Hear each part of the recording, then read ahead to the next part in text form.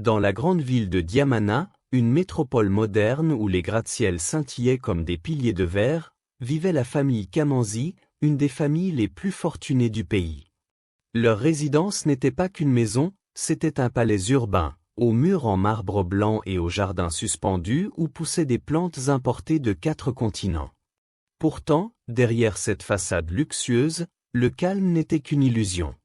Les enfants de la famille, élevés dans l'abondance, avaient développé un goût pour la compétition malsaine. Chacun voulait briller plus que l'autre, se montrer indispensable pour leur père, un magnate de la finance réputé pour sa rigueur. Chaque jour devenait une scène de rivalité silencieuse. Qui impressionnerait le plus? Qui mériterait la prochaine récompense? Qui serait le futur héritier? Dans ce climat, l'harmonie familiale se fissurait, presque invisible, mais bien réelle. C'est dans ce décor que devait revenir leur tante, Amina, la sœur aînée de leur mère. Personne ne se doutait qu'elle serait la seule capable de comprendre ce que personne n'avait encore su voir. La fortune avait rendu les enfants puissants, mais pas unis. Et une famille divisée, aussi riche soit-elle, reste vulnérable. Amina Kamanzi n'était pas une femme ordinaire. Ancienne psychologue devenue entrepreneur sociale, elle était la seule de la famille qui avait refusé de vivre à l'ombre de la richesse. À 39 ans, elle avait parcouru le monde, travaillé dans des écoles, des hôpitaux, des centres de réinsertion. Elle n'avait pas d'enfants, mais tous ceux qu'elle rencontrait la considéraient comme une mère. Son retour à Diamana n'était pas motivé par le luxe, encore moins par l'argent.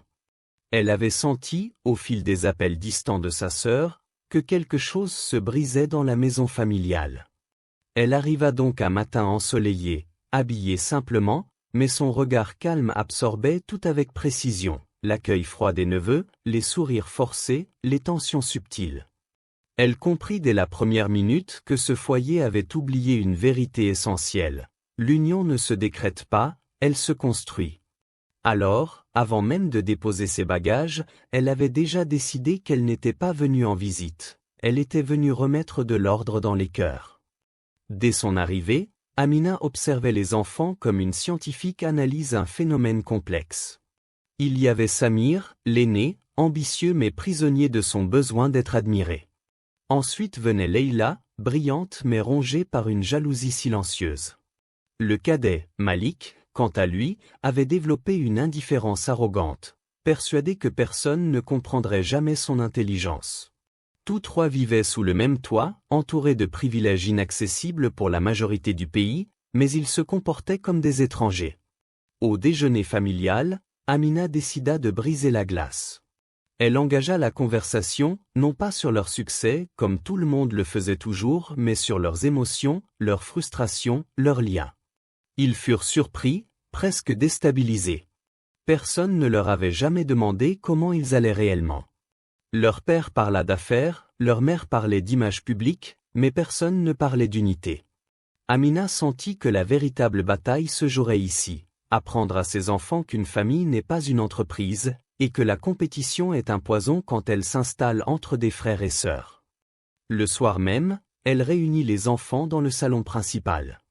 Les 3 jeunes, suspicieux, s'assirent en face d'elle dans les fauteuils en cuir noir.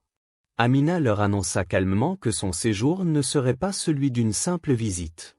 Elle avait l'intention de leur apprendre quelque chose qu'aucune richesse ne pouvait acheter, la force de l'union. Ils se regardèrent, perplexes. Pour eux, l'union n'apportait ni trophée, ni argent, ni admiration. Alors pourquoi s'y intéresser? Amina se contenta de sourire. Elle savait que ce serait long. Elle leur parla du monde réel, celui qu'ils ne voyaient que derrière les vitres teintées de leur voiture de luxe. Elle leur parla des enfants qui partageaient un repas parce qu'ils n'avaient rien d'autre, des familles soudées malgré la pauvreté, des communautés qui survivaient grâce à la solidarité, non grâce aux billets. Ces paroles les touchèrent plus qu'ils ne voulaient l'admettre. Car au fond d'eux, chacun ressentait un vide que ni la richesse ni les cadeaux n'avaient su combler. Ce soir-là, pour la première fois, une brèche s'ouvrit dans leur certitude. Et Amina savait que par cette porte, elle allait bientôt faire entrer une transformation profonde. Le lendemain matin, Amina se leva tôt, bien avant que les enfants ne descendent pour leur petit déjeuner. Elle avait passé une partie de la nuit à réfléchir à la meilleure façon d'entamer leur transformation.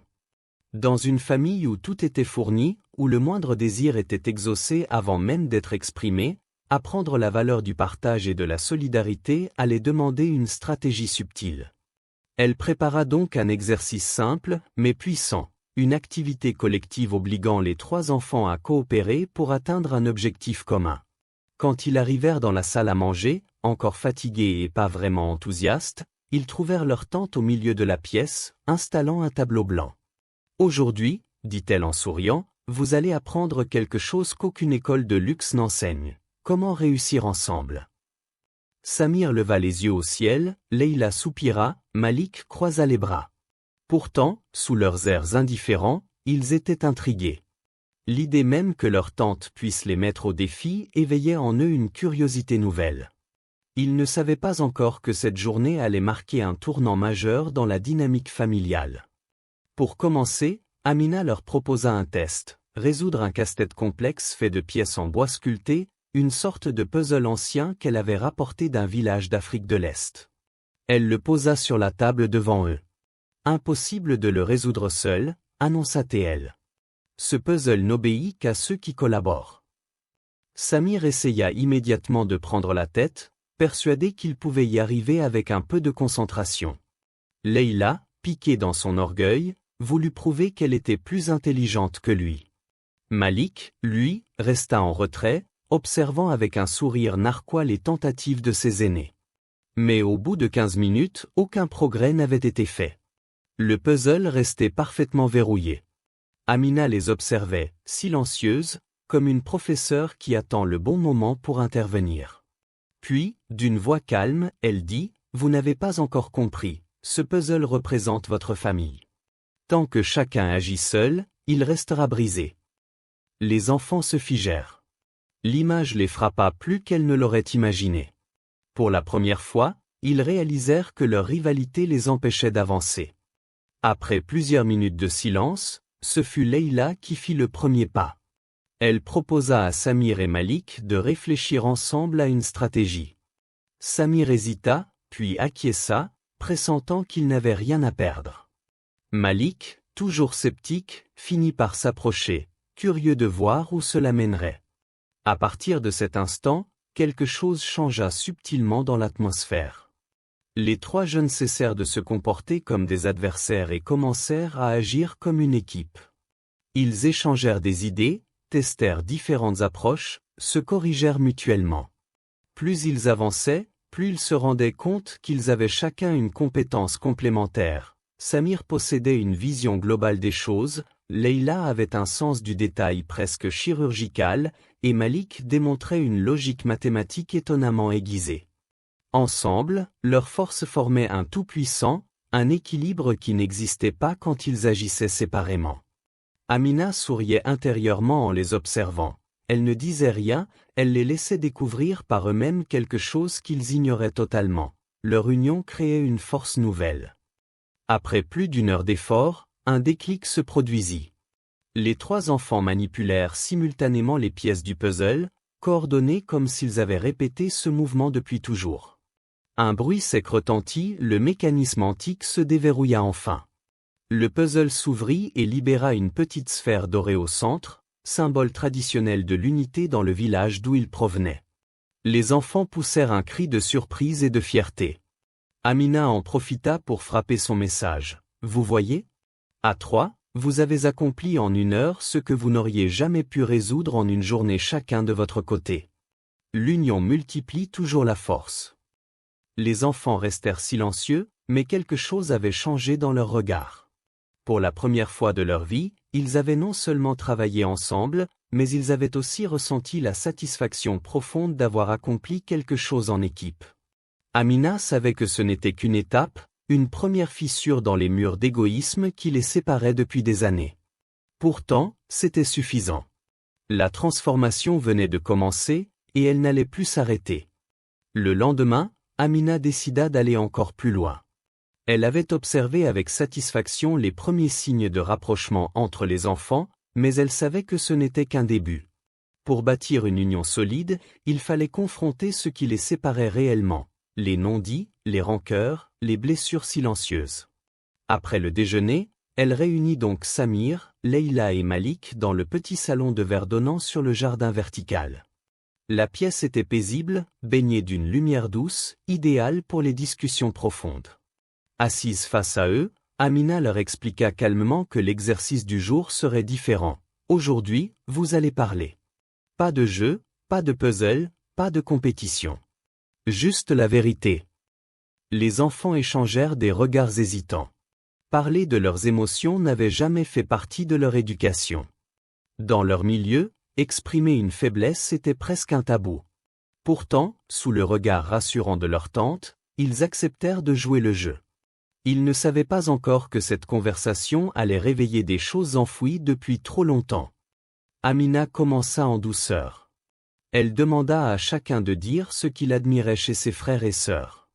Au départ, les réponses furent prudentes, presque mécaniques. Samir parla de l'intelligence de Malik, Leïla évoqua la détermination de Samir, Malik complimenta la créativité de Leïla. Mais à mesure que les mots sortaient, quelque chose de sincère se construisait dans la pièce.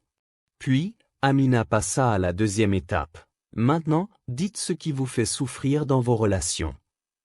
Cette fois, le silence fut plus long. Samir prit une grande inspiration avant d'avouer qu'il se sentait souvent seul, malgré son rôle d'aîné. Leïla confessa qu'elle avait toujours eu l'impression de devoir prouver qu'elle méritait autant de valeur que ses frères. Malik, quant à lui, révéla qu'il se sentait incompris et qu'il avait choisi l'arrogance comme bouclier.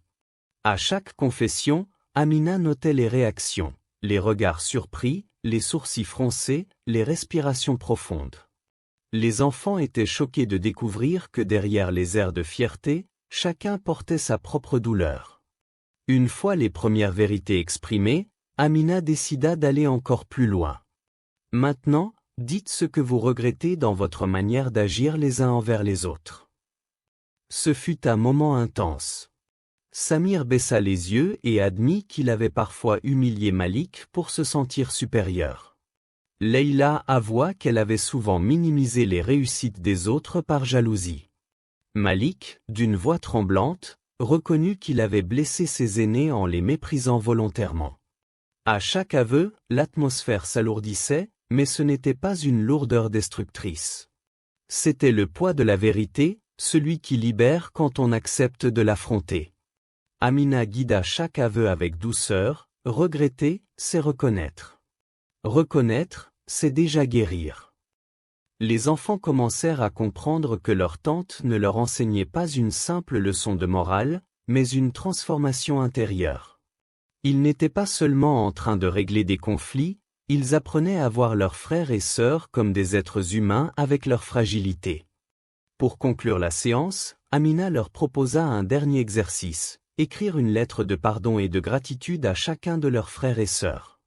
Les enfants prirent une feuille, un stylo, et le silence s'installa. Pendant plus de 20 minutes, ils écrivirent sans s'arrêter. Certains mots étaient hésitants, d'autres fluidaient comme une rivière longtemps retenue. Quand ils eurent terminé, ils se levèrent un à un pour lire leurs lettres à haute voix. Les mots firent vibrer la pièce. Il y eut des sourires timides, des regards humides, quelques larmes vite essuyées. Amina les observait avec une fierté silencieuse. Elle savait que ce moment resterait gravé dans leur mémoire. Ce n'était pas seulement une étape, c'était un basculement. Les trois enfants, autrefois enfermés dans leur rivalité, venaient de découvrir quelque chose de plus puissant que la richesse, la vulnérabilité partagée. Ce soir-là, pour la première fois de leur vie, ils se quittèrent non pas comme des concurrents, mais comme des frères et sœurs en chemin vers une union authentique. Amina savait qu'il restait encore beaucoup à faire, mais elle sentait que la fondation était posée, solide, sincère et pleine d'espoir.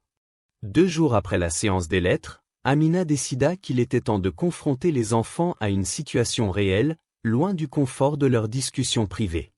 Elle voulait qu'ils apprennent à s'appuyer véritablement les uns sur les autres. Ce matin-là, elle les réunit dans la salle principale, large comme une galerie d'art, décorée de tableaux qui valaient plus que certaines maisons de la ville. Les enfants, encore marqués par les émotions des derniers jours, semblaient plus silencieux, mais aussi plus attentifs. Amina, avec ce calme naturel qui la caractérisait, déclara « Aujourd'hui, je vais vous mettre face à une épreuve. Elle sera difficile, mais elle vous révélera quelque chose que vous ignorez encore, le pouvoir de la confiance. » Les trois enfants échangèrent un regard incertain. Samir fronça les sourcils, Leïla serra ses mains, Malik tenta comme toujours de masquer sa nervosité derrière un sourire ironique. Ils ignoraient ce que leur tante préparait, mais ils savaient déjà que rien dans son programme n'était jamais anodin.